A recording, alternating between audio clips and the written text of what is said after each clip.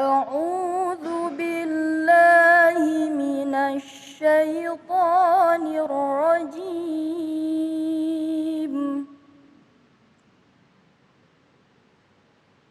بسم الله الرحمن الرحيم.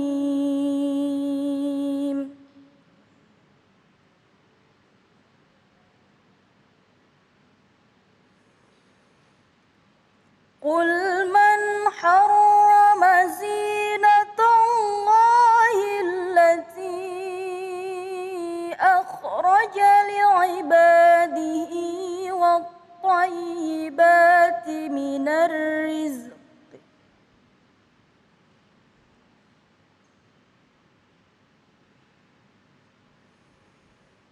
قل هي للذين آمنوا في الحياة الدنيا خالصة يوم القيامة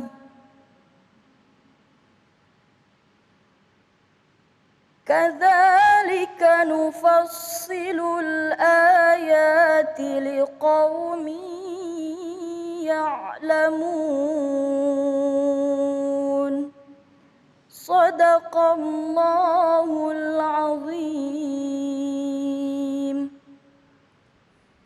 Bismillahirrahmanirrahim. Allahumma salli ala Sayyidina Muhammad wa ala ali Sayyidina Muhammad. Assalamualaikum warahmatullahi wabarakatuh.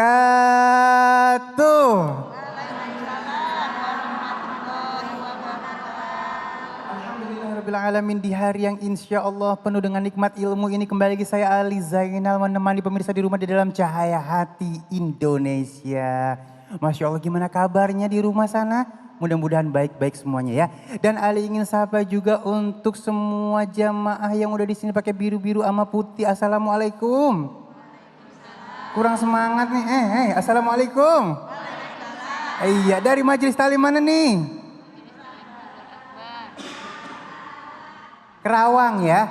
Terima kasih ya Umi udah nyampe di sini. Mudah-mudahan perjalanan Umi dari rumah sampai sini dinilai pahala oleh Allah Subhanahu wa taala. Baik. Jamaah yang dimuliakan Allah Subhanahu wa taala, ini tema kita sangat luar biasa. Ada 3 tema yang akan kita angkat. Yang pertama, ketika melalaikan cinta Allah Subhanahu wa taala. Masya Allah, yang pertama nih ya.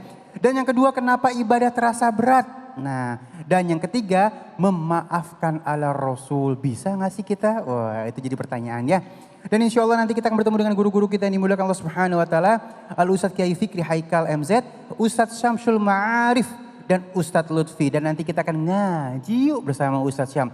Namun sebelumnya Ali ingin memberikan informasi tetap menjaga protokol kesehatan dengan 5M. Mencuci tangan, menggunakan masker, menjaga jarak, menghindari kerumunan dan membatasi diri untuk bepergian. Kalau nggak penting-penting amat, di rumah aja. Yuk ibu sama-sama yuk. Bismillahirrahmanirrahim yuk. Bismillahirrahmanirrahim. Kita masuk ke dalam tema kita yang pertama. Ketika melalaikan cinta Allah Subhanahu wa taala bersama guru kita yang dimuliakan Allah Subhanahu wa taala, Kiai Fikri Haikal MZ. Allahumma sholli ala Sayyidina Muhammad. Assalamualaikum warahmatullahi wabarakatuh. Waalaikumsalam warahmatullahi wabarakatuh. Bismillahirrahmanirrahim. Alhamdulillahi rabbil alamin. Wassalatu wassalamu ala asrafil anbiya'i wal mursalin. Sayyidina wa maulana Muhammadin wa ala alihi wa sahbihi ajma'in, amma ba'du.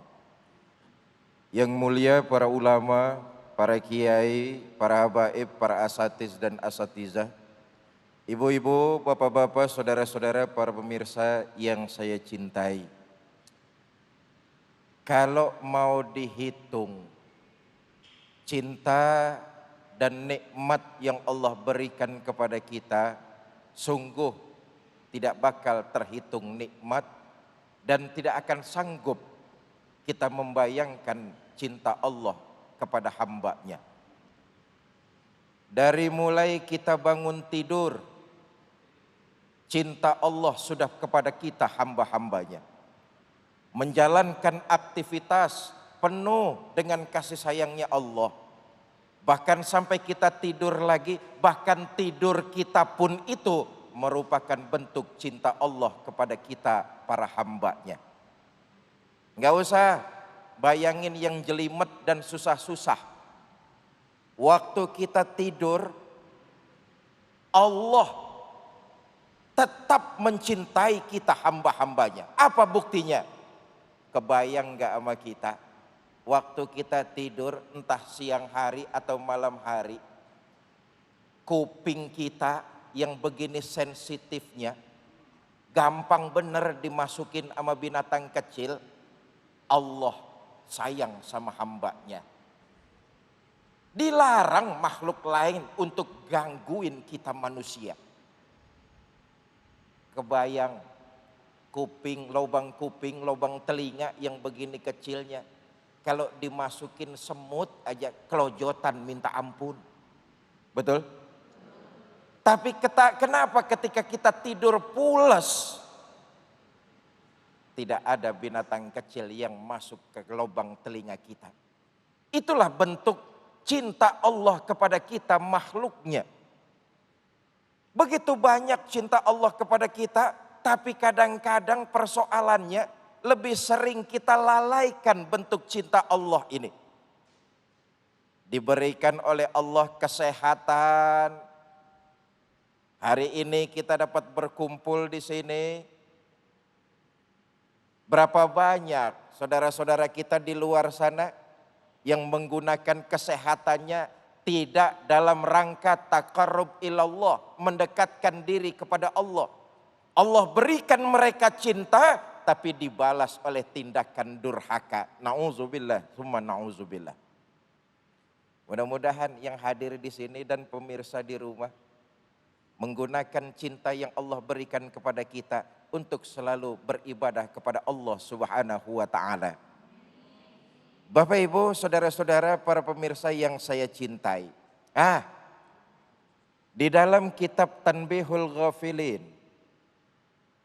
ada 3 kelompok manusia yang dicintai oleh Allah Subhanahu wa taala. Mudah-mudahan kita ini termasuk di dalamnya. Amin. Ada 3 kelompok manusia yang dicintai oleh Allah. Siapa mereka? Pertama, orang yang bertakwa. Allah cinta benar sama orang yang bertakwa. Diberikan kesehatan, kesehatannya digunakan untuk beribadah. Diberikan ilmu, ilmunya diajarkan kepada orang lain. Diberikan tenaga, tenaganya bisa membantu buat yang memerlukan. Diberikan harta, hartanya disumbangkan kepada di jalan Allah. Ini kelompok manusia yang beribadah. Allah cinta benar sama orang yang beribadah. Allah cinta kepada orang yang bertakwa dalam artian Allah cinta kepada orang yang beribadah. Tapi Allah lebih cinta lagi kalau ada anak muda yang bertakwa. Allah lebih cinta lagi anak muda yang beribadah. Kalau orang tua rajin ibadah biasa, enggak istimewa. Tuh orang ngajinya tekun banget ya, jam 4 pagi udah berangkat dari Cikarang. Ini Cikarang nih, Kerawang. Ya, saya cuman ngetes, ibu-ibu denger apa enggak? Tuh orang ngajinya rajin bener ya. Tuh orang puasanya getol banget ya. Itu orang sedekahnya berani bener ya. Itu orang sholat jamaahnya enggak ketinggalan ya. Tepat waktu ya. Umurnya berapa mas? 70 tahun. Pantes. Udah dikit lagi. Umur 70 tahun kalau masih kayak preman insafnya kapan? Bener? Tapi kalau ada anak muda umur 30 tahun ke bawah, darahnya masih panas, geloraknya masih kencang, tapi dia salurkan itu menjadi manusia yang bertakwa kepada Allah, hidupnya memperbanyak ibadah, Allah cinta benar sama anak muda kayak begini nih. Allah cinta sama orang bertakwa, Allah lebih cinta lagi sama anak muda bertakwa. Yuk kita semua jangan sampai melalaikan cinta Allah.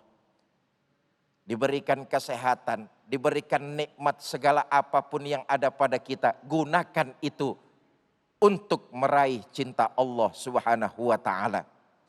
Satu. Yang kedua, kelompok yang dicintai oleh Allah, Allah senang sama orang kaya yang dermawan. Nih saya bilang nih, bukti cinta Allah diberikannya kita harta. Bu, yang namanya harta itu bukan cuma uang. Harta bukan cuma materi. Ilmu itu juga bisa masuk tuh, karena itu nikmat. Tenaga itu juga bisa masuk tuh, karena itu nikmat. Gunakan segala macam nikmat bentuk cinta Allah kepada kita untuk beribadah. Supaya apa? Kita juga bisa menggapai cinta Allah Subhanahu. Allah senang, Allah cinta kepada orang kaya yang dermawan. Dikasihin hidup, banyak harta, banyak uang, rajin sedekah. Allah cinta tuh. Punya ilmu, ngajarin orang, kategorinya sedekah. Allah cinta tuh. Punya pikiran, punya tenaga, digunakan tenaga itu untuk membantu orang. Allah cinta tuh. Orang kaya yang rajin sedekah, orang kaya yang rajin berderma, Allah cinta. Makanya kalau punya apa-apa jangan jadi pelit. Tahu pelit? Koret. Kaya di sini yang dimaksud bukan cuma sekedar kaya banda, tapi juga kaya tenaga, kaya pikiran, yang bisa kita sedekahkan. Jikalau orang lain perlu minta bantuan, sedekahkan. Allah senang, Allah cinta kepada orang kaya yang demen berderma. Allah cinta nih sama mereka. Tapi Allah lebih cinta lagi kalau ada orang miskin rajin sedekah. Nah, kita lihat nih. Orang kaya banyak duit, sedekah 5.000. Orang susah punya duit, sedekah 5.000. Nilainya sama-sama 5.000. Sama-sama 5.000. Tapi buat yang kaya 5.000 mah nggak ada artinya. Betul? Tapi buat yang miskin, yang susah, 5.000 sangat berarti untuk kelangsungan hidupnya. Tapi dia mau berbagi, dia mau melakukan sedekah hanya untuk mengharap cinta Allah. Pahalanya lebih besar. Allah cinta benar sama orang miskin, orang fakir, orang susah yang punya sifat berbagi. Orang kaya rajin berderma, Allah suka. Orang susah mau sedekah dan berbagi, Allah lebih cinta. Yang ketiga, kelompok yang dicintai oleh Allah. Allah senang sama orang yang rendah hati. Tawadu itu rendah hati. Allah senang sama orang yang rendah hati, enggak sombong. Biasanya orang kalau udah sombong pasti satu-satu temennya pada minggir. Bener apa enggak itu? Karena yang diceritain dirinya melulu yang serba hebat. Betul? Atu-atu udah temennya pada minggir. Kata temennya, ngapain gua temenin orang gila. Ceritanya tentang kehebatan dirinya melulu. Pantas kemudian dalam kitab Tambihul Ghafilin dikatakan Allah cinta kepada orang yang tawadu, orang yang rendah hati, jauh dari sifat sombong. Tapi Allah lebih cinta lagi kalau ada orang kaya yang rendah hati. Allah senang sama manusia yang rendah hati. Tapi Allah lebih senang lagi kalau ada orang kaya rendah hati. Sebaliknya iblis laknatullah alaih paling kagak demen tuh. Kalau ada orang kaya kagak sombong, iblis nggak seneng. Begini dah, iblis tuh seneng kalau ada orang kaya sombong. Iblis paling nggak seneng sama orang kaya rendah hati. Iblis seneng orang kaya yang sombong. Tapi iblis lebih seneng lagi sama orang miskin sombong. Kalau orang kaya sombong rada mendingan ada yang dipunya. Bapak Ibu, saudara-saudara, para pemirsa yang saya cintai. Karena itu dengan menyadari cinta Allah tiap saat turun kepada kita. Berupa nikmat-nikmat yang Allah berikan. Hendaknya kita introspeksi untuk memperbanyak nilai-nilai ibadah. Satu contoh misalnya bentuk kesehatan yang ada pada diri kita. Ini bukti dari cinta Allah. Gunakan kesehatan itu untuk mengerjakan apa yang diperintah Allah dan menjauhi apa yang dilarangnya. Berapa banyak saudara-saudara kita yang di rumah sakit menjalani karantina karena virus COVID-19 yang masih mengganas di negara tercinta. Mereka ingin hadir di tengah-tengah kita, ingin melaksanakan berbagai macam ibadah, tapi terbatas.